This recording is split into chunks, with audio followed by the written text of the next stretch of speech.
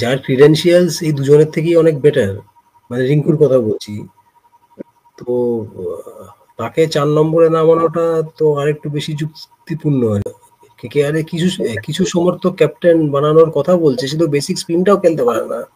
মনে হয় না ও এক্সট্রা স্পিনার খেলাবে, কারণ উইকেট স্পিন সহায়ক নয়, তো তিনটে স্পিনার খেলিয়ে তো লাভ নেই কোনো। যেটা হতে পারে হয়তো স্পেন্সার জনসনের বদলে আন্দ্রিক নকিয়া আসতেও পারে।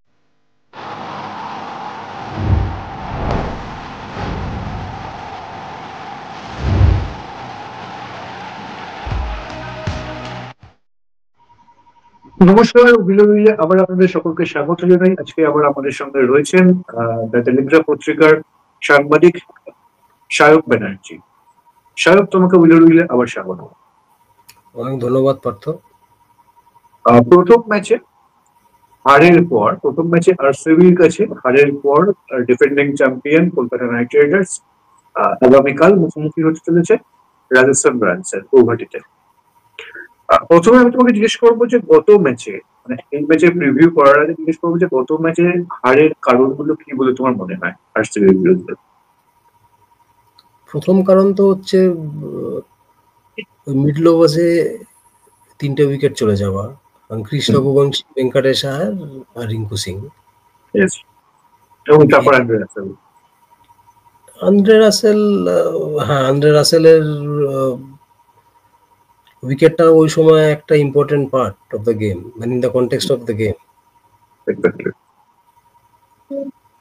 কিন্তু ওই যে রাহানে আউট হওয়ার পর 3টে উইকেট খুব তাড়াতাড়ি চলে গেল, এখান ওই ঝটকাটা থেকে আর উঠতে পারলো না। আর ওই ইডেনে যা পিচ ছিল 174 ওয়াজ নেভার এনাফ, করে 190 দরকার ছিল করা, কম করে। তাও সেটা 9 ওভারে 100 প্লাস হয়ে গেছে, সেখানে তো দুটো না হওয়াটা ডেফিনেটলি ক্রাইম, অবভিয়াসলি ব্যাটিং ব্যর্থতা, এটা এক কথাতে এটাই বলতে হয়। আর তুমি যে প্লেয়ারদের পেছনে কোটি কোটি টাকা খরচ করেছো, 23.75 কোটি টাকা,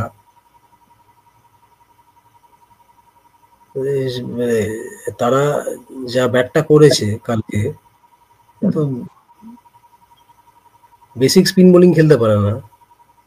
তুমি কি একটা ম্যাচ দেখে এই রায়টা দেবে? একটা ম্যাচ দেখেই এটা ঠিক, একটা ম্যাচ দেখেই রায় দেওয়ার মতো নয়। তুমি যদি আগের বছরও দেখো, এই যে যার প্রসঙ্গে আমি বলছি, ভেঙ্কটেশ আয়ার, সে কিন্তু যে সাংঘাতিক হ্যাভক খেলেছিল তা কিন্তু নয়। তা ঠিক। গত বছরও এই বরুণ চক্রবর্তী, এই সুনীল নারিন, ফিল সল্ট এবং বেশ কিছু ম্যাচে ভালোই খেলেছিল, এবং ঠিক প্লে অফসের আগে থেকে স্টার্ট পাওয়া, আর হর্ষিত রানা ওকে কনসিস্টেন্টলি সাপোর্ট দেওয়া। এইখানে আমার তোমাকে বলো, তারপর আমি দুটো প্রশ্ন করছি। আমি এটাই বলছিলাম যে এরা যদি ঠিকমতো জেল না করতো, ঠিকমতো ক্লিক না করতো, তাহলে কেকেআর হয়তো প্লে অফসে উঠতো না আগের বছর। তো আরেকটা গুরুত্বপূর্ণ জিনিস আমি তোমাকে বলছি এর মধ্যে, সেটা হচ্ছে গত বছর কিন্তু ওর পুরো সিজনটা জুড়ে খুব গুরুত্বপূর্ণ সময় অ্যান্ড্রে রাসেল বল করতে এসে উইকেট তুলে নিয়েছিল। কালকে রাসেলকে, মানে আগের ম্যাচে রাসেলকে আমরা বল করতে দেখলামই না, ইনজুরি বা সেটা নিয়ে ওই ম্যাচের প্রেস কনফারেন্সে অজিঙ্ক্য রাহানে বলল যে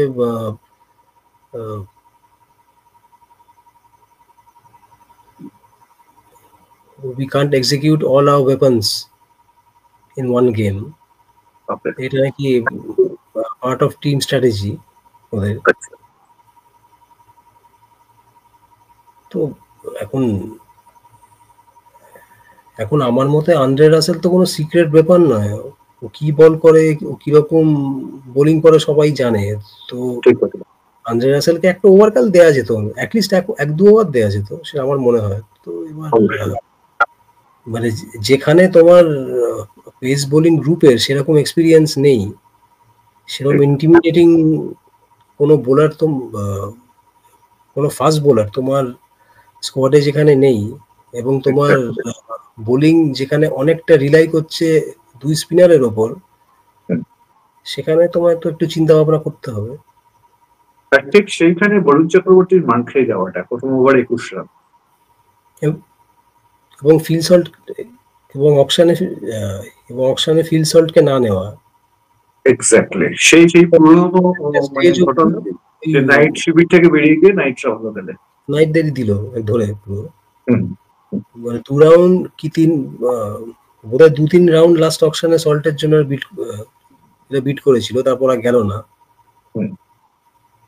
যেটা আমার মনে হয় যে এই মানে কারোর ওপর 23-75 বা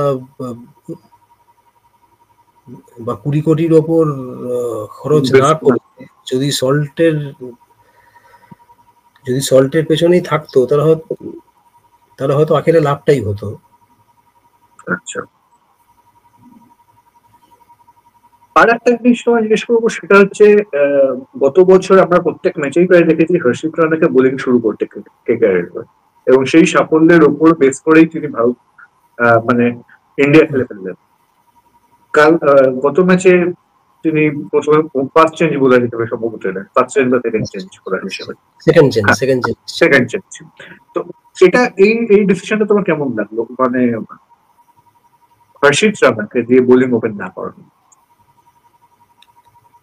মানে আমি একটু আগে যেটা বললাম যে তোমার পেস বোলিং গ্রুপের যখন সেরকম এক্সপিরিয়েন্স নেই, স্পেন্সার জনসনকে তুমি খেলাচ্ছ, হ্যাঁ ঠিক আছে, টি-20 ইন্টারন্যাশনালসে তার রেকর্ড খারাপ নয়, 8 ম্যাচে 14 উইকেট, কিন্তু এই কন্ডিশন যেখানে বোলারদের জন্য খুব কম অ্যাসিস্ট্যান্স, সেই কন্ডিশনসে এই স্পেন্সার জনসনের মতো একজন ইনএক্সপিরিয়েন্স প্লেয়ার সে কতটা কার্যকরী হবে, সে কতটা কার্যকরী হবে, এটা নিয়ে তো প্রশ্ন থেকেই যায়।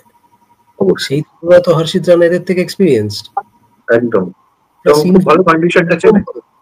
হ্যাঁ এক্স্যাক্টলি, কন্ডিশন এদের থেকে অনেক বেটার জানে। ওকে দিয়ে মানে আমি এই জিনিসটা অজিঙ্কিয়া রাহানের মতো একজন বিচক্ষণ ক্যাপ্টেনের কাছ থেকে এটা এক্সপেক্ট করিনি আমি সত্যি। এবার অজিঙ্ক্য রাহানে সম্পর্কে জিজ্ঞেস করি তোমাকে, তুমি যেহেতু রাহানেতে এলে, তো এই রাহানে ক্যাপ্টেন করা নিয়ে কিন্তু কেকেআর সমর্থকদের একটা অংশের মধ্যে ক্ষোভ রয়েছে, যে ভেঙ্কটেশ আয়ারকে ক্যাপ্টেন না করে কেন রাহানেকে ক্যাপ্টেন করা হলো, এবং নাম্বার 2, যে রাহানেকে নিলামে প্রায় অবিকৃত ছিলেন, সেই রাহানে কিন্তু কালকে কেকেআর মানে গত ম্যাচে কেকেআরের সেরা পারফর্ম। হ্যাঁ, যা ব্যাটিং করেছে রাহানে সেই নিয়ে কোনো সন্দেহ নেই, আর যাকে কেকেআরে কিছু সমর্থক ক্যাপ্টেন বানানোর কথা বলছে, সে তো বেসিক স্পিনটাও খেলতে পারে না। একটু ফাস্টার ওভার একটা দিয়ে দিয়েছিল on targeting the stumps Krunal Pandya, ও সেই বল খেলতে গিয়ে বোল্ড হয়ে গেল। তো এই তো স্ট্যান্ডার্ড অ্যাকচুয়াল। হ্যাঁ, আমি খুব স্ট্রিট স্মার্ট, আমি অনেক লেখাপড়া শিখেছি, ঠিক আছে, সেটা খুব ভালো কথা, কিন্তু সেটা তো ওই 22 গজে তো সেটা ইমেটেরিয়াল।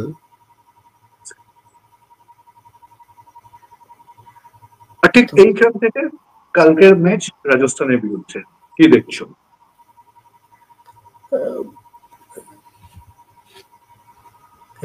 এখন গুয়াহাটির পারসাপাড়া স্টেডিয়ামেও মানে স্পিনাররা আদৌ কতটা সাহায্য পাবে বলে কোনো ঠিক নেই। মানে আমার সঙ্গে মানে আসাম ক্রিকেট অ্যাসোসিয়েশনের সেদিন একজনের সঙ্গে সেদিন কথা হচ্ছিল, তো উনি বললেন যে মানে আমাদের এখানে আপনি ইন্টারন্যাশনাল ম্যাচ বলুন বা আইপিএল ম্যাচ বলুন যতগুলো হয়েছে, তাতে তার একটাতেও স্পিনাররা সেরকম সাহায্য পায়নি। তো এক্ষেত্রেও তার মানে আগামীকালের ম্যাচের ক্ষেত্রেও যে তার অন্যথা হবে, তার উন্নত হবে না আর কি। তো তাহলে যদি স্পিনাররা অ্যাডভান্টেজ না হাই স্কোরিং উইকেট আর একটা হাই স্কোরিং উইকেট এবং এবং অনেকটাই কিন্তু মানে কেকেআর এর বোলিং অ্যাটাক অনেকটাই স্পিড নির্ভর। যদি একজন বরুণ চক্রবর্তী, সুনীল নারায়ণ কিরকম পারফর্ম করে, স্পেশালি বরুণ চক্রবর্তী এবং সুনীল নারায়ণের যে একটা ওভার, এই একটা ওভার কিন্তু ভীষণ ক্রুশিয়াল কেকেআর এর জন্য। একদমই। ফিল সল্ট কাল বরুণকে খেলে দিয়েছিল, ওকে শুরুতেই চালিয়ে দিয়েছে, তো ওখানেই খেলা আরসিবি, মানে ওখানেই খেলা আরসিবি ধরে নেয়। আর আরেকদিকে খুবই স্টেডি, সলিড অ্যান্ড স্টেডি। একদম। তো ওই ইনফ্যাক্ট গতকাল পাওয়ার প্লেতেই খেলা, মানে সেদিন পাওয়ার প্লেতেই শেষ হয়ে যায় খেলা। আমি দেখছিলাম স্কোরটা, ওদের যখন ফার্স্ট উইকেটটা পড়লো, সল্ট যখন আউট হলো, তখন অলরেডি 95 রান হয়ে গেছে, আর সবে 8.2 ওভার্স। এরপর আর কি ম্যাচ জিতবে?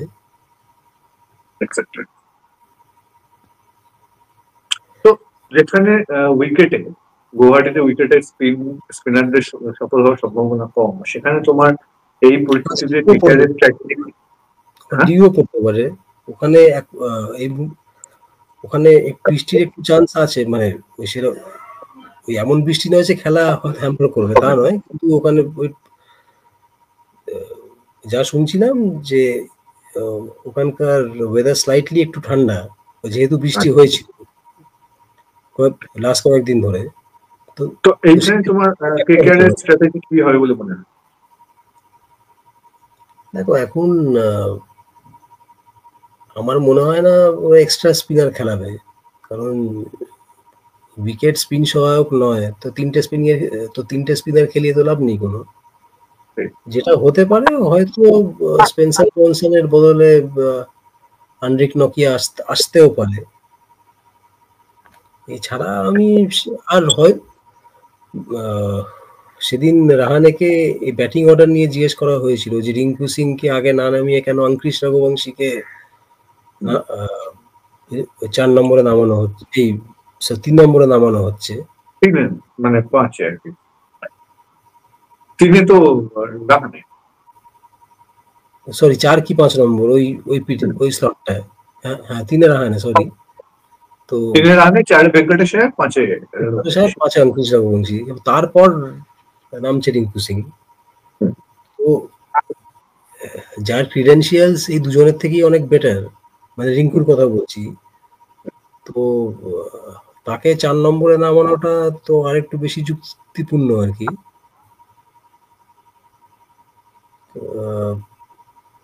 এখন এই রাজস্থান রয়্যালস ম্যাচে সেই চেঞ্জটা করা হয় কিনা সেটা দেখার। তুমি বলছো ব্যাটিং অর্ডারে কেকেআরের একটা মানে বদল আনার সম্ভাবনা থাকলেও থাকতে পারে বা রয়েছে বলতে পারে। আমার মনে হয় চেঞ্জ করা উচিত। আমার মনে হয় চেঞ্জটা করা উচিত, কারণ রিঙ্কু সিংটা এমন প্লেয়ার নয় যে এসেই সব বলে 6 মারতে আরম্ভ করবে। তো অ্যাটলিস্ট একটু 2-3টে বল যদি ও একটু দেখে নেয়, তারপর চালাতে পারে। আর এই কথাটা আন্দ্রে রাসেলের ক্ষেত্রেও প্রযোজ্য। তাহলে অঙ্কুশ রঘুবংশীকে তুমি তাহলে কোথায় খেলো? কারণ সেও তো এরকম প্লেয়ার নয় যে সে প্রথম থেকে সেই দেখো, এখন এই ফরম্যাটে তোমার যে বেস্ট ব্যাটার যারা, তাদের তো বেশি বল খেলার সুযোগ দিতে হবে। তাদের তো আরো বেশি বল খেলার সুযোগ দেওয়া উচিত, কারণ তারা যদি শুরুতে খুব বেশি রান নাও করে, তারা পরে মেকআপটা আরো অনেক বেটার করতে পারে, যেটা ইনফ্যাক্ট আন্দ্রে রাসেল গত বছর ইডেনে সানরাইজার্স এর এগেইনস্টে করেছিল। এক্স্যাক্টলি। তো এখন কেকেআর যে হেড কোচ চন্দ্রকান্ত পণ্ডিত, সেও যথেষ্ট বিচক্ষণ একজন লোক উনি। তো এখন এই চেঞ্জ গুলো যদি ওরা না বুঝতে পারে, তাহলে সেটা ওদের ব্যাপার অবভিয়াসলি। অবশ্যই, অবশ্যই। একদমই। আশা করি এই পরিবর্তনগুলো হয়তো আমরা দেখতে পাবো কেকেআর শিবিরের পক্ষ থেকে। আ বাকিটা ম্যাচেই বুঝে যাবে আগামীকাল। সেটাই। অনেক ধন্যবাদ সায়ক তোমাকে আমাদের এতটা সময় দেওয়ার জন্য। পরের অনুষ্ঠানে তোমাকে পাওয়ার অপেক্ষায় রইলাম।